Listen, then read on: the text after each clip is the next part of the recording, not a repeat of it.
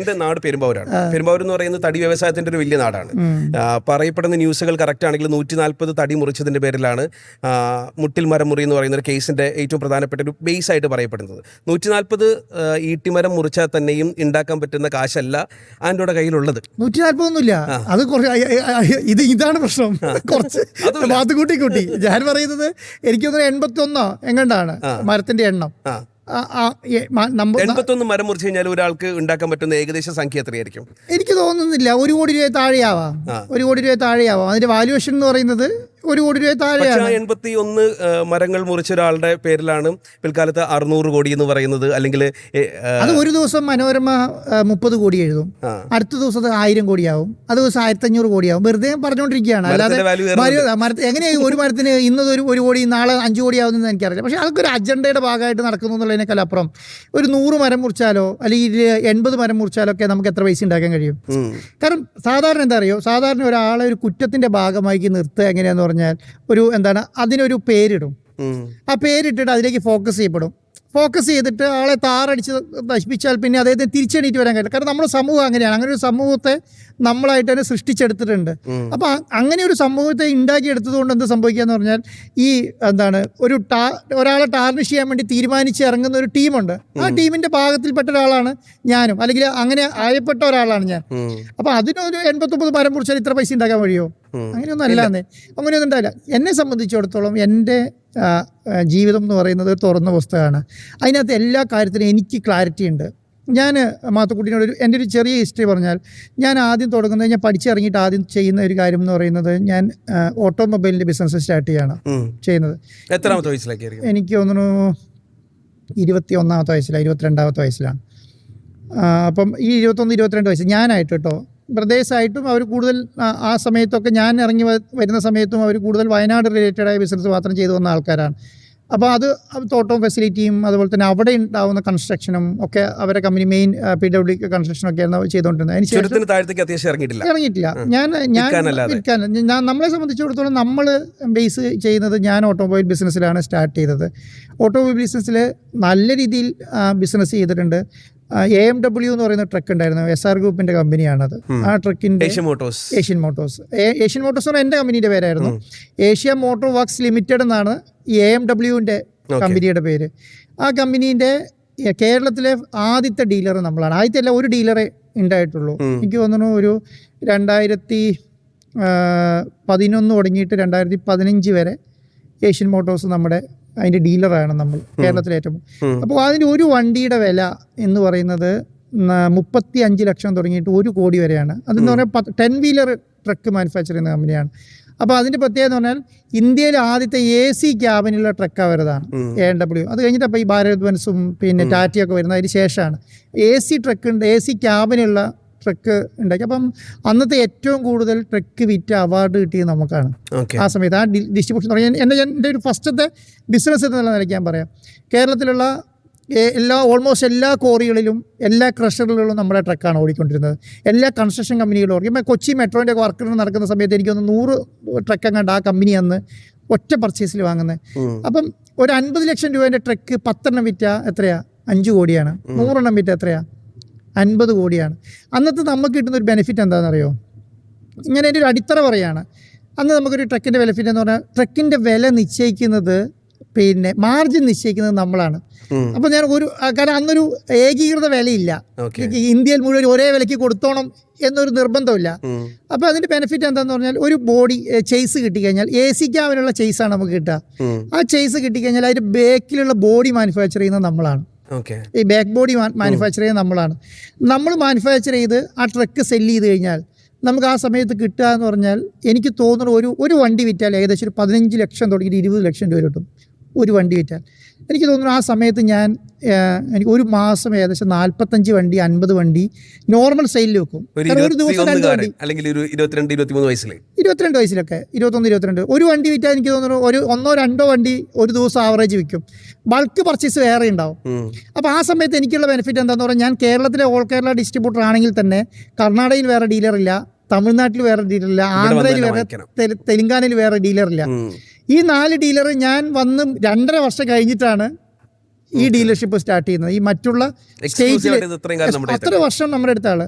അപ്പോൾ എനിക്ക് തോന്നുന്നു ആ സമയത്തൊക്കെ വലിയ രീതിയിൽ ട്രക്ക്. അപ്പം എനിക്കെന്താ ബെനിഫിറ്റ് എന്ന് പറഞ്ഞാൽ 2 രീതിയിലാണ്. ഒന്നാമത്തെ കാര്യം എന്ന് പറഞ്ഞാൽ എനിക്കിത് സ്റ്റോക്ക് എടുത്ത് വെക്കാൻ കഴിയില്ല, കാരണം ഇത് വലിയ എമൗണ്ട് ആണ്. അപ്പം ഈ കമ്പനീനെ സംബന്ധിച്ചിടത്തോളം വേറെ ഇന്ത്യയിൽ ഡിസ്ട്രിബ്യൂട്ടറും ഇല്ല, സൗത്ത് ഇന്ത്യയിൽ കാര്യമായിട്ട് ഡിസ്ട്രിബ്യൂട്ടറും ഇല്ല. അപ്പോൾ കമ്പനി എന്ത് പറഞ്ഞു പറഞ്ഞാൽ കുറച്ച് വണ്ടി നിങ്ങൾ വാങ്ങിക്കോളൂ, ബാക്കി കമ്പനിക്ക് നേരെ കൊടുത്താൽ മതി. ഈ സെയിൽസ് കമ്പനി നേരെ ചെയ്തോളും. നേരെ ചെയ്യുമ്പോൾ എന്താ ബെനിഫിറ്റ് എന്ന് പറഞ്ഞാൽ നമ്മളെ സംബന്ധിച്ചിടത്തോളം 100 വണ്ടീൻ്റെ ബൾക്കൊക്കെ ഓർഡറൊക്കെ വരുന്ന സമയത്ത് നമ്മൾ 50 വണ്ടീൻ്റെ ഓർഡർ വരുന്ന സമയത്ത് നേരെ കമ്പനിക്ക് കൊടുക്കും.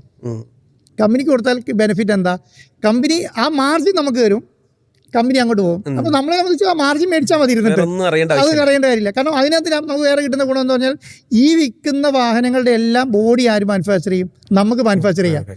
നമുക്ക് അത് നമ്മൾ പ്രധാനപ്പെട്ട ബോഡി ബിൽഡേഴ്സൊക്കെ ആയിട്ട് നമ്മൾ നല്ല ഡീലിംഗ് ആണ്. അപ്പോൾ ഇവർക്ക് ഈ 50 വണ്ടീൻ്റെ ബോഡി കൊടുക്കാം, മറ്റേ കമ്പനിക്ക് 20 വണ്ടി ബോഡി മാനുഫാക്ചർ ചെയ്യാൻ കൊടുക്കാം, അടുത്ത കമ്പനിക്ക് 20 മാനുഫാക്ചർ ചെയ്ത് കൊടുക്കാം. ശരിക്കും പറഞ്ഞിട്ടുണ്ടെങ്കിൽ അതോടുകൂടിയിട്ട് നമുക്ക് വലിയൊരു മാർജിൻ വലിയ രീതിയിൽ നമുക്ക് ഗുണം ചെയ്തു എന്നുള്ളതാണ് ആ സമയത്ത്. പിന്നെ എന്ത് ചെയ്യുന്നത്, 2016 ആയി കഴിഞ്ഞപ്പോൾ എന്ത് സംഭവിച്ചെന്ന് പറഞ്ഞാൽ ഈ കമ്പനി ബ്ലാക്ക് ലിസ്റ്റ് ചെയ്യപ്പെട്ടു. ഏത്, ഞാനല്ല, ഏഷ്യൻ മോട്ടോഴ്സ് അല്ല, AMW എന്ന് പറഞ്ഞാൽ ഏഷ്യ മോട്ടോർ വർക്ക്സ് ലിമിറ്റഡ് എന്ന് പറഞ്ഞ കമ്പനി SR ഗ്രൂപ്പിൻ്റെ ആയിരുന്നു. SR ഗ്രൂപ്പിൻ്റെ പെങ്ങളുടെ മകൻ്റെ എങ്ങാണ്ടാണ് ആ കമ്പനി. അപ്പോൾ അനിരുദ്ധ് ബുവാൽക്ക എന്നാണ് അതിൻ്റെ ഓണറുടെ പേര്.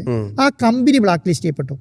ആ കമ്പനി എന്ത് ചെയ്യുന്ന പറഞ്ഞാൽ, ആ കമ്പനി എന്താ സംഭവിച്ചെന്ന് പറഞ്ഞാൽ അന്ന് ഗുജറാത്തിലായിരുന്നു ഇവരുടെ ഫാക്ടറി. എനിക്ക് തോന്നുന്നു അന്ന് ഭുജ് ഭൂകമ്പമൊക്കെ ഉണ്ടായതിനു ശേഷം ആദ്യമായിട്ട് ഒരു മാനുഫാക്ചർ ഫെസിലിറ്റി ഇവരതായിരുന്നു. AMW ട്രക്കിൻ്റെ വലിയ ഫെസിലിറ്റിയാണ്. അപ്പം അവരുമായിട്ട് അതിൻ്റെ ഓണറുമായിട്ട് ഞാൻ നല്ല ബന്ധമാണ്. നല്ല ബന്ധം എന്ന് പറഞ്ഞാൽ സൗത്ത് ഇന്ത്യയിലെ ഓരോ ഡീലറേ ഉള്ളൂ, ഞങ്ങൾക്ക് ഡെയിലി സംസാരിക്കാവുന്ന രീതിയിൽ ഒരു വലിയ ബന്ധം ഞാൻ ക്രിയേറ്റ് ചെയ്യപ്പെട്ടിട്ടുണ്ട്. അപ്പം ഞാനുമായിട്ട് അയാൾ നല്ല ബന്ധമാണ്. എനിക്കപ്പോൾ അതിൻ്റെ കിട്ടിയ ഗുണം എന്ന് പറയുന്നത് ഈ കമ്പനി വലിയ രീതിയിൽ മാർജിൻ ഉണ്ടാക്കുക എന്നുള്ളത് മാത്രമല്ല, നമ്മളെ സംബന്ധിച്ചിടത്തോളം ഒരു വലിയ ലോകം അവർ നമ്മളെ കാണിച്ചു തന്നു.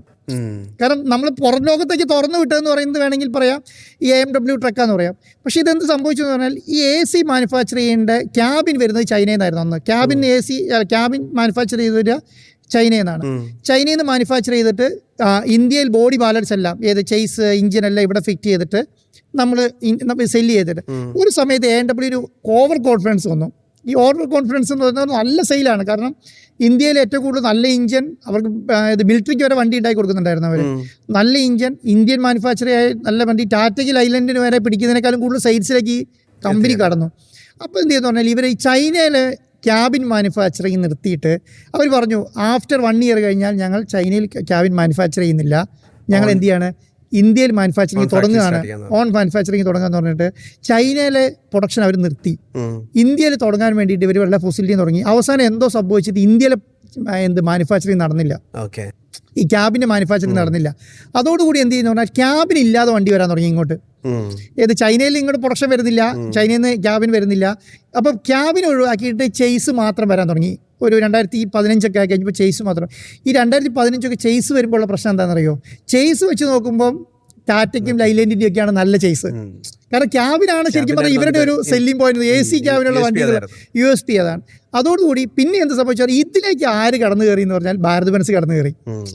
ഭാരത് ബെൻസിന്റെ ലോഞ്ച് വരുന്നത് 2015 കാണിച്ചില്ലായിരുന്നെങ്കിൽ ശരിക്കും പറഞ്ഞാൽ അവരിവിടെ ഇന്ത്യ എന്താ പറയുക ഇതിലായിരിക്കില്ല. ഞാൻ എൻ്റെ ലൈഫ് ഇങ്ങോട്ട് മാറുകയില്ല. ഞാൻ എന്താ പറയുക, ആ കമ്പനി എന്തെന്ന് പറഞ്ഞാൽ ആ മാനുഫാക്ചറിങ് ഫെസിലിറ്റി പിന്നെ ഈ ക്യാബിൻ മാനുഫാക്ചർ ചെയ്യാത്തത് കൊണ്ട് എന്ത് സംഭവിച്ചു എന്ന് പറഞ്ഞാൽ ആ സ്ഥലത്തേക്ക് ഭാരത് ബെൻസ് കയറി. ക്യാബിൻ അവരെ AC ക്യാബിനായിരുന്നു. പിന്നെ ഒരു വർഷം കൊണ്ട് കമ്പനി ഷട്ട് ഡൗൺ ആയി. ഈ AMW എന്ന് പറഞ്ഞ കമ്പനി പിന്നെ ഞാൻ എന്ത് ചെയ്യുന്ന പറഞ്ഞാൽ ഞാൻ അതോടുകൂടി അത് അവസാനിപ്പിച്ചു.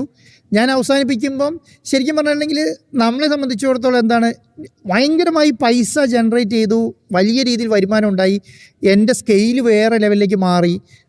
എന്നെ സംബന്ധിച്ചിടത്തോളം ആവശ്യത്തിൽ കൂടുതൽ എൻ്റെ അടുത്ത് ഫണ്ടുണ്ട്, ആവശ്യത്തിൽ കൂടുതൽ കാര്യങ്ങൾ കൈകാര്യം ചെയ്യാൻ പറ്റുന്നുണ്ട്. ഞാൻ ലോകപരിചയമായി എനിക്ക് 24 വയസ്സൊക്കെ ആയപ്പോഴത്തേക്ക് ഞാൻ വേറെ ലെവലിലേക്ക് എത്തിയെന്ന് വേണമെങ്കിൽ എനിക്ക് പറയാം. 3 സഹോദരന്മാരുടെ കയ്യിൽ അനിയൻ ഇത്ര പെട്ടെന്നൊരു അനിയനല്ല, ഞങ്ങൾ 3 പേരും ഒന്നിച്ച് തന്നെയാണ് അന്ന് ബിസിനസ് ചെയ്തിട്ടുള്ളത്. കാരണം പക്ഷേ ഇങ്ങനെയുള്ള കാര്യങ്ങൾ കൂടുതൽ ഞാൻ ചെയ്തു എന്നുള്ളതിനേക്കാൾ അപ്പുറം ഒന്നുമില്ല. ഞങ്ങൾ 3 പേരും തന്നെ ഒന്നിച്ച് ചെയ്തു. ഞങ്ങൾ അന്നും ഇന്നും എന്നും ഒന്നിച്ച് നിൽക്കണം എന്ന് ആഗ്രഹിക്കുന്ന ആൾക്കാരും അതിന് ഞങ്ങളൊരു പൈസയ്ക്ക് വേണ്ടി കണക്ക് പറയുകയോ അല്ലെ ഒന്നും ചെയ്യുന്ന ആൾക്കാരല്ല. അന്നും അല്ല ഇന്നും അല്ല. അന്ന് തന്നെ എനിക്ക് തോന്നുന്നത് അന്ന് ആ സമയത്ത് തന്നെ 2011 12 കാലങ്ങളിലൊക്കെ ഏറ്റവും കൂടുതൽ വണ്ടിയുള്ളത് എൻ്റെ അടുത്ത്. ഇപ്പോൾ Benz, BMW, Porsche, land cruiser പോലുള്ള പ്രധാനപ്പെട്ട വലിയ വണ്ടികൾ മുഴുവൻ ഞാൻ അന്ന് യൂസ് ചെയ്ത വണ്ടി ഇതൊക്കെ തന്നെയാണ്. കാരണം അന്ന് തുടങ്ങി ഞാൻ വലിയ രീതിയിൽ ട്രീറ്റ് ചെയ്യപ്പെടുന്നുണ്ട്. ഇങ്ങനെ ഞാൻ പറയുന്നത് എനിക്ക് ഒരു ആംഗിൾ ശരിക്കും തുറന്നു തന്നത് ചിലപ്പോൾ അതായിരിക്കും. പക്ഷേ അത് എൻ്റെ കാരണം കൊണ്ടല്ല സത്യം പറയേണ്ടത് ഈ BMW പൂട്ടിപ്പോയത്.